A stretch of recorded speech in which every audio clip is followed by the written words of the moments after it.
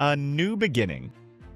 First things first, we need to talk about the ending of Endgame. And here you already know, Thanos dies, the universe comes back, but nobody comes out of it unscathed. Tony Stark snaps his fingers and dies to save everyone. Steve Rogers ages and passes the shield forward. Natasha dies on Vormir. So in this movie, Marvel lost the pillars that sustained the franchise since 2008. And it wasn't even like the world went back to normal. Those who vanished in the snap were gone for 5 years and reappeared all at once, on a planet that had already learned to move on without them. So the question remains, now what? What was the plan? Who replaces Iron Man? Who carries the shield? The answer started with just one name, a name the whole world was about to discover, because the responsibility of being the next Tony Stark fell right into the lap of a teenager, Peter Parker. What is it like to take over from Tony Stark? There's some big shoes to fill. And shortly after Endgame, his best-kept secret leaks. The entire planet discovers that Spider-Man is Peter. Keep that in mind, because it's this leak that will drive a big part of what's coming ahead. The Scarlet Witch. After that, we go to WandaVision, which starts with Wanda Maximoff and Vision living an apparently perfect life in Westview, except inside a reality that functions like a sitcom. With every episode, the aesthetic shifts decades, while Wanda tries to build a family alongside Vision. The problem is that small glitches start revealing that world isn't normal. Outside the reality created by Wanda, Monica Rambeau, a sword agent who returned during the blip, investigates the disappearance of people in Westview alongside Jimmy Woo and Darcy Lewis. They discover that the town is surrounded by a barrier, the Hex, and that Wanda is controlling everything inside. No.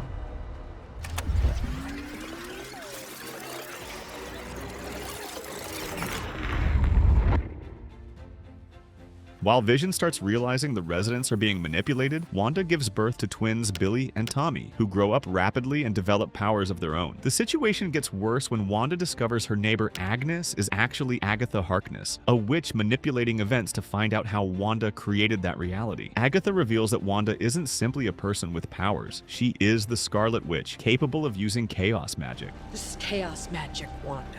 But that makes you the Scarlet Witch.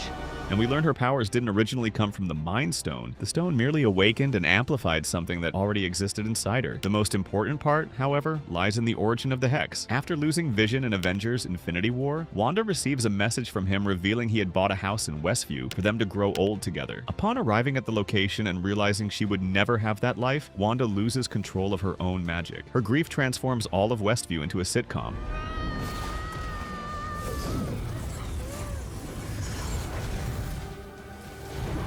And creates a version of Vision to live by her side. In the end, Wanda defeats Agatha, but she has to undo the Hex to free the residents. This also erases Vision and her children. Wanda sets off to understand her new powers, while the Darkhold reveals there is much more to the Scarlet Witch than she imagined. This story continues directly in a movie we'll talk about in just a moment, The New Captain.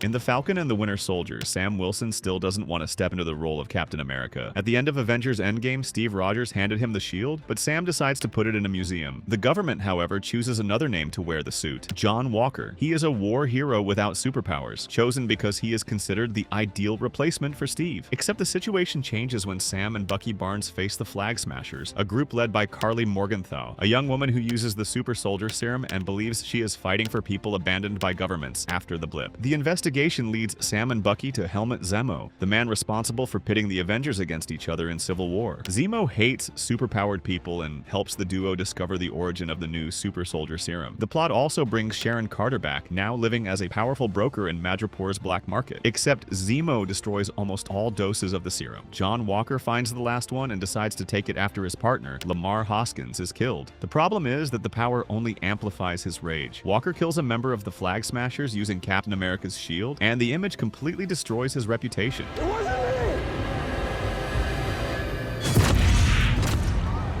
After that, Sam finally accepts Steve's legacy. With a new suit crafted by the Wakandans, he becomes the new Captain America, keeping his ability to fly thanks to the wings. And this leaves a few important pieces for the future. John Walker becomes U.S. agent, working for Contessa Valentina Allegra de Fontaine. Sharon Carter is revealed to be the power broker. And most importantly, Sam is now officially Captain America. This places the character directly at the center of the Avengers' future, the New Widow. In Black Widow, we get to know Yelena Belova better, Natasha Romanoff's adoptive sister, and one of the characters who gained the most importance in this new phase. The story begins in 1995 when Natasha and Yelena were still kids, living in Ohio and pretending to be an American family. Their parents were also Russian agents, Alexei Shostakov, known as Red Guardian, and Melina Vostokov. When the mission ends, the girls are taken to the Red Room, an organization run by General Dreykov that turns girls into assassins through training and chemical control. Years later, Natasha manages to escape and starts working with S.H.I.E.L.D. Huh. You're fired.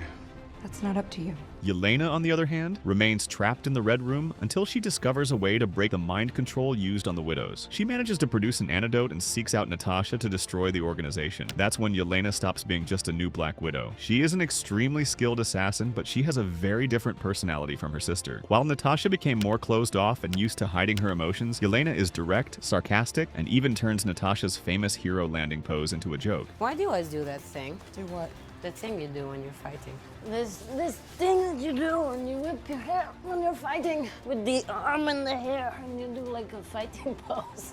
The relationship between the two ends up being the heart of the movie. In the end, Yelena helps destroy the Red Room and receives from Natasha the locations of the other widows controlled by Dreykov. In other words, she takes on the mission to free these women. Except the post-credits scene completely changes the weight of the character. After Natasha's death, Yelena visits her grave and runs into Contessa Valentina Allegra de Fontaine. Val blames Clint Barton for Natasha's death and convinces Yelena that he is responsible. Yelena agrees to hunt him down. This scene is important because it places Yelena directly in a storyline involving the old Avengers and Valentina, a character who was already recruiting agents for a new lineup of anti-heroes. The new partnership. In Hawkeye, Kate Bishop finally gets on the radar of the MCU's big heroes. As a child, she saw Hawkeye fighting during the Battle of New York, and that moment changed her life. After her father died, Kate decided she also wanted to be a hero. Years later, she becomes an extremely skilled archer.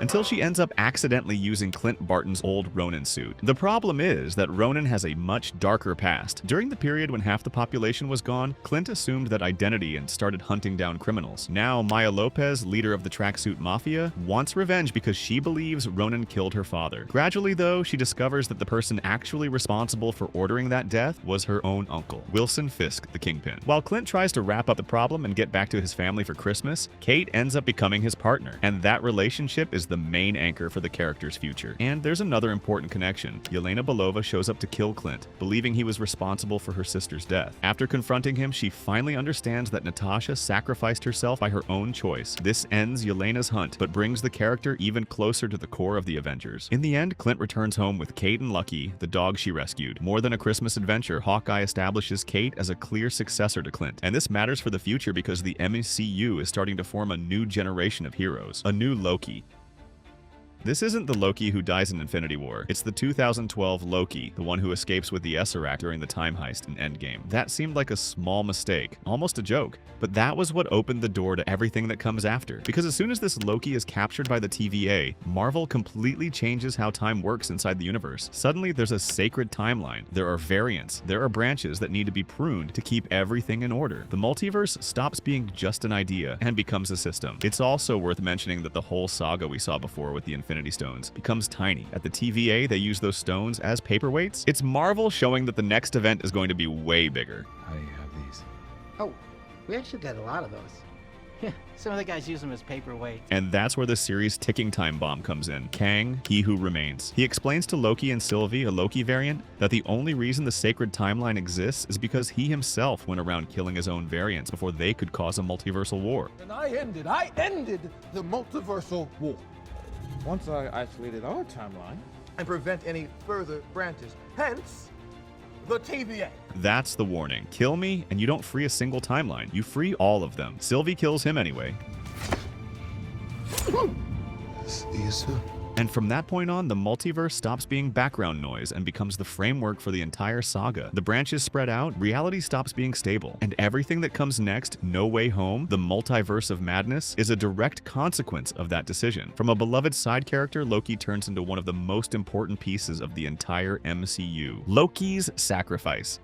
After Loki wraps up its first season with Sylvie killing He Who Remains, the timelines start multiplying, creating an ever-expanding multiverse. The problem is that the temporal loom, responsible for sustaining these realities, can't handle so many branches. Loki, Mobius, Sylvie, and the TVA agents try to find a solution, also relying on Victor Timely, a variant of He Who Remains. After countless attempts and time loops, Loki realizes there's no machine capable of sustaining infinite timelines, so he makes an extreme decision. He destroys the loom and uses his own magic to keep all realities alive. Loki gathers the timelines into a structure resembling Yggdrasil and takes the throne at the end of time. But unlike what he always wanted, he doesn't use the throne to rule. Loki sacrifices himself to protect the multiverse, while the TVA begins monitoring the different realities and, most importantly, the variants of Kang. Thus, Loki establishes that the multiverse is officially free and functioning, but also makes it clear that new threats could arise from other realities, the Spider-Verse.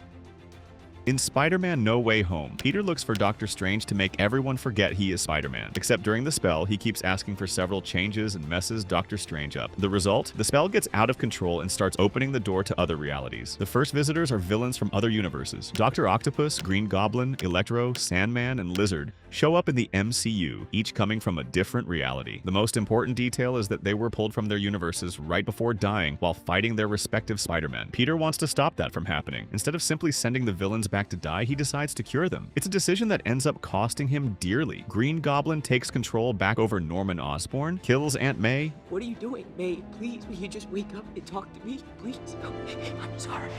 I'm so sorry. And escapes with the other villains. While Peter goes into a rage spiral, Ned and MJ discover they can open portals and find two other versions of Peter Parker. Tobey Maguire and Andrew Garfield return as alternate versions of the hero. In the final battle, they manage to cure the villains, but by then the spell had already cracked completely. The barrier between universes begins to collapse, allowing people from other realities to enter the MCU. Doctor Strange can no longer contain everything. To close the rift, Peter asks Strange to make the entire world forget that Peter Parker exists. The spell works, but it wipes his identity from everyone's memory, including MJ and Ned, and the connection to the future is huge. No Way Home transforms the multiverse into a concrete reality in the MCU, establishes that different versions of the same characters can coexist, and shows that rifts between universes can bring people from other realities to Earth. It's exactly the kind of threat that gains importance as the MCU gets closer to Avengers Doomsday, the Witch. In Doctor Strange and the Multiverse of Madness, the multiverse stops being just a possibility and turns into a real threat. It all begins when America Chavez, a young girl capable of traveling across different universes,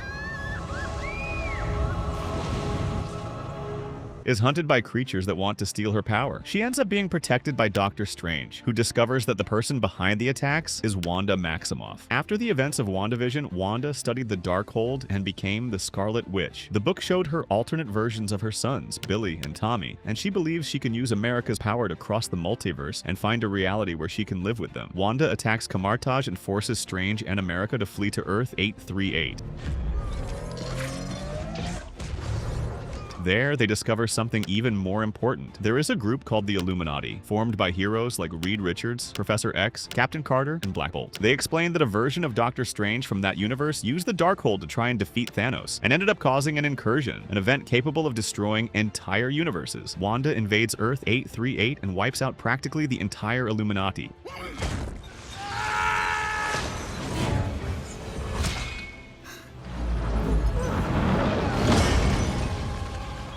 Later, Strange discovers an alternate version of himself corrupted by the Darkhold and uses the book to dreamwalk into his own corpse. With Wong's help, he manages to free America, who finally learns to control her powers. America transports Wanda to a reality where her sons exist, but Billy and Tommy get terrified upon realizing that this Wanda is not their mother. Wanda finally understands what she's doing and destroys the Darkhold in every reality, sacrificing herself in the process.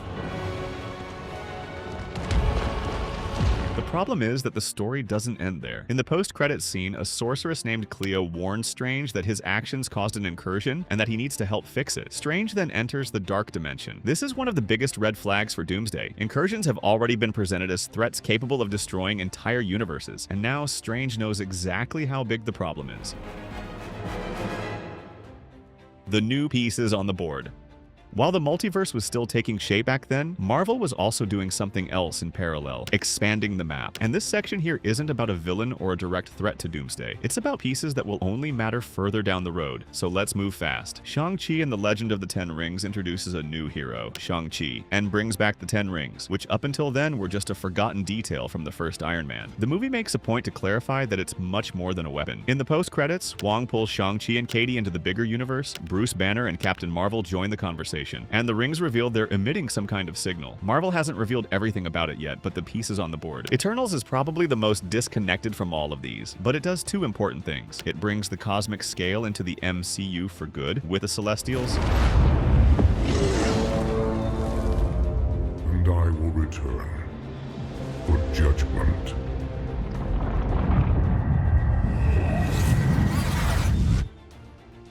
and leaves Tiamut frozen, stuck in Earth after the emergence is stopped. Keep that name in mind, because it comes back. Black Panther Wakanda Forever takes a more political route. With T'Challa's death, Wakanda is left in a fragile position. Shuri takes up the mantle of Black Panther, and Namor enters the scene bringing Talokan, an advanced underwater kingdom, along with another hidden nation with its own history and power, and no desire to trust the surface world. Suddenly, Wakanda is no longer the only isolated kingdom the rest of the planet has to worry about. Ms. Marvel seems like the smallest of the four, but it might be the most strategic. Kamala Khan opens up a new generation of heroes that reappears right after in the Marvels, and the series also pushes the character close to mutant territory, something Marvel has been dealing with more openly ever since. None of these projects on their own is the key to Doomsday, but together they do something that goes unnoticed at the time. They make the MCU bigger, weirder, and with more pieces scattered across the board to pull from later. And it's precisely this kind of background work that sets the stage for the next chapter, which is where Marvel finally tries to put a real villain at the center of everything. Well, they tried, because as we'll see, it didn't work out so well. Kang's plan. In Ant-Man and the Wasp: Quantumania, Scott Lang, Hope Van Dyne, Janet Van Dyne, Hank Pym, and Cassie Lang end up trapped in the quantum realm after Cassie's experiment sends a signal to that universe. The problem is that Janet recognizes the place immediately. During the year she was trapped there, she met Kang the Conqueror, a time traveler who had been exiled to the quantum realm after being considered dangerous even by other versions of himself. Janet then reveals the truth to her family. Kang wasn't an innocent victim. He had traveled through different timelines, destroying entire worlds when he deemed them a threat. His goal was to retrieve his ship's power core and escape the quantum realm to continue his war for the multiverse. Janet had managed to stop his escape, but now Kang finally finds a way to recover that power. Scott and Cassie end up getting involved in the resistance against Kang, while Janet, Hank, and Hope try to stop him from recovering his ship. When Kang captures Janet and threatens Cassie, Scott realizes he has no choice. He has to face an enemy much more powerful than anyone he's ever faced before. The final battle puts all the people of the quantum realm against Kang's army. Scott faces Kang directly and, with Hope's help, manages to stop his escape through the portal. Kang is apparently destroyed, although the ending makes it clear that other versions of him continue to exist. And that's precisely where the movie establishes an idea that seemed fundamental for the MCU's next phase. Kang wasn't just a villain, but part of a massive network of variants scattered across the multiverse. Originally, this was supposed to lead directly into Avengers, the Kang dynasty. However, after Jonathan Majors left the MCU, Marvel changed the project. The movie was renamed Avengers Doomsday, and Kang was replaced by Dr. Doom as the main antagonist. This was where everything really started pointing to Doom. The multiverse expand. In Guardians of the Galaxy Volume 3, the team goes through a major shift. Rocket Raccoon takes over as the leader of the new Guardians, while Peter Quill returns to Earth, Gamora stays with the Ravagers, Mantis leaves on a new journey, and Nebula and Drax stay in Nowhere, taking care of the kids rescued from the High Evolutionary. Although the story focuses more on the group, it keeps the Guardians active on the cosmic side of the MCU, something that could be important when the threat of Doomsday hits different parts of the universe. In the Marvels, this connection to the multiverse becomes even clearer. Dar-Ben, a revolutionary Kree warrior and former accuser of the Kree Empire, starts opening rifts in space using a quantum band, but her actions end up damaging the very fabric of reality. In the final showdown, the hero Monica Rambeau crosses one of these rifts to stop it from destroying other worlds and gets trapped in an alternate reality. When she wakes up, she finds a different version of her mother, Maria Rambeau, known as Binary, as well as none other than Hank McCoy, Beast. It's the confirmation that there are universes where familiar characters have completely different histories. Kamala Khan also starts gathering young heroes, starting with Kate Bishop. Meanwhile, in Agatha all along, the focus goes back to magic and the reality created by Wanda Maximoff. Agatha Harkness discovers that Teen is actually Billy Maximoff, Wanda's son, who survived the end of the Hex by occupying William Kaplan's body. Billy then uses the Witch's Road to try and find his brother Tommy, while we discover that the road itself was unconsciously created by him. In the end, Agatha remains as a ghost and becomes a sort of guide for Billy, who sets off in search of Tommy. Thus, these three works expand different sides of the same saga. The Guardians represent the cosmic core, the Marvels confirms the existence of alternate universes, and Agatha establishes that characters like Billy can manipulate reality itself. Deadpool and Wolverine.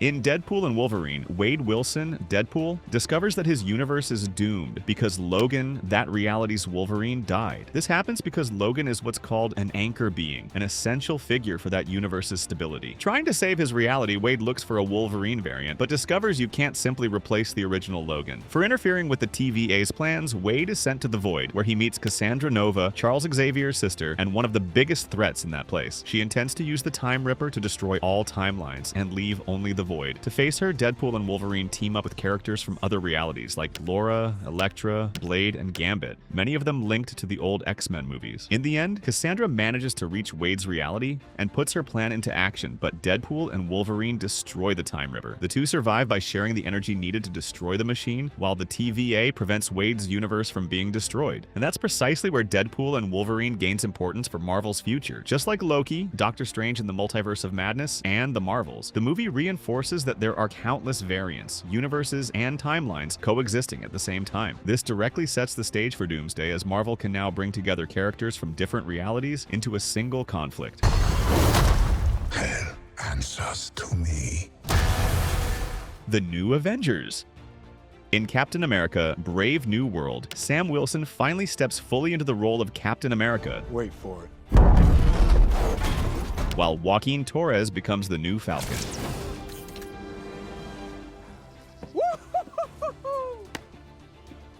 The plot revolves around Thaddeus Ross, now President of the United States, and a conspiracy involving Samuel Stearns, who uses mind control on agents and feeds Ross gamma pills that turn him into Red Hulk.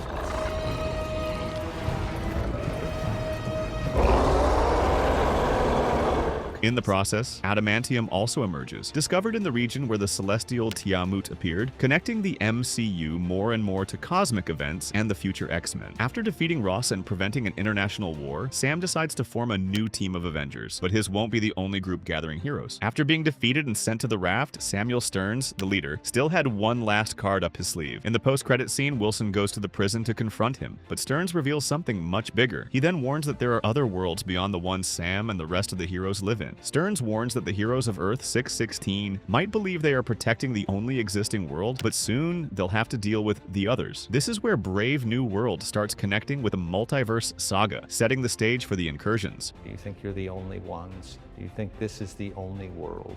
We'll see what happens when you have to protect this place from the others. Later in Thunderbolts, Yelena Belova, John Walker, Ghost, and Red Guardian are sent by Valentina Allegra de Fontaine on a mission that is actually an attempt to eliminate witnesses to her secret experiments. At the location, they find Bob Reynolds, a man subjected to the Sentry Project. Bob ends up transforming into the extremely powerful Sentry,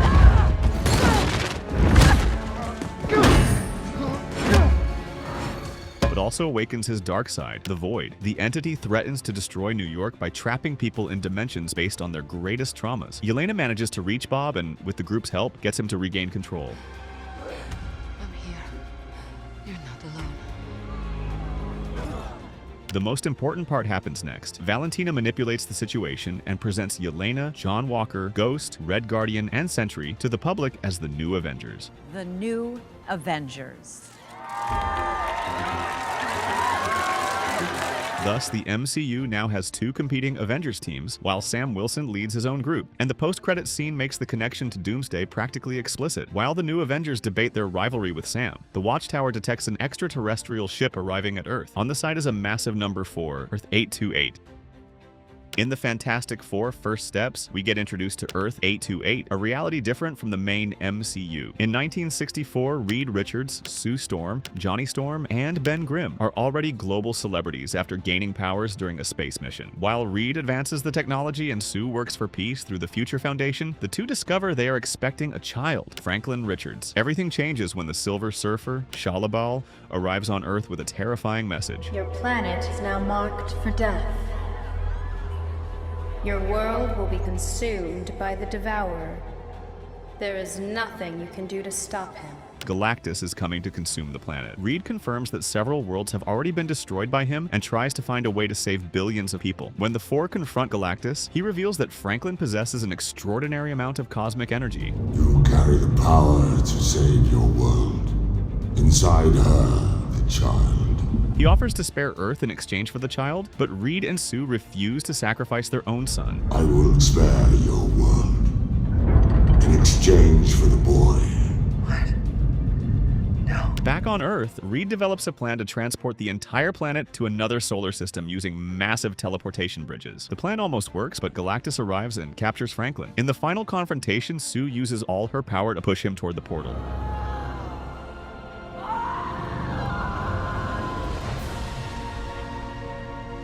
While Reed tries to save their son, Shalabal finally regrets everything she did as Galactus' herald and helps defeat him, sacrificing herself to push him into the portal.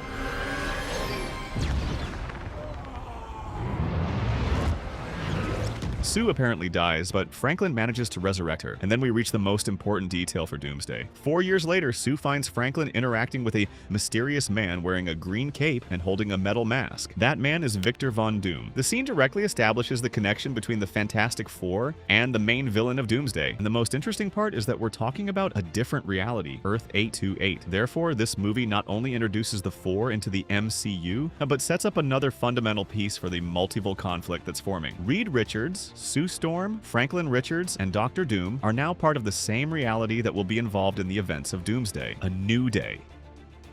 After No Way Home, Stephen Strange makes the world forget that Peter Parker exists. Instead of trying to regain his old life, Peter decides to continue alone as Spider-Man, protecting New York while regularly visiting May Parker's grave. Except something weird starts happening. Peter develops new powers, including even sharper senses and organic webs. At the same time, a telepath named Jean Grey starts attacking DODC facilities in search of something called VMAX. Peter initially tries to control his new powers with Bruce Banner's help, but ends up discovering that the DODC hid an experiment involving Jean and her sister, Sarah. When Jean discovers that Sarah died during the experiments, she loses control and mentally paralyzes part of the city. Peter then drops the inhibitor and fully embraces his new powers. Instead of simply defeating Jean, he allows her to enter his mind. There, she finds May's memories and realizes that Peter is also fighting his own grief. The two come to an understanding, and Peter manages to stop Jean from being killed. After that, the DODC comes under investigation, while Peter finally understands that he doesn't have to carry everything alone, and it's precisely the post-credits scene of Spider-Man Brand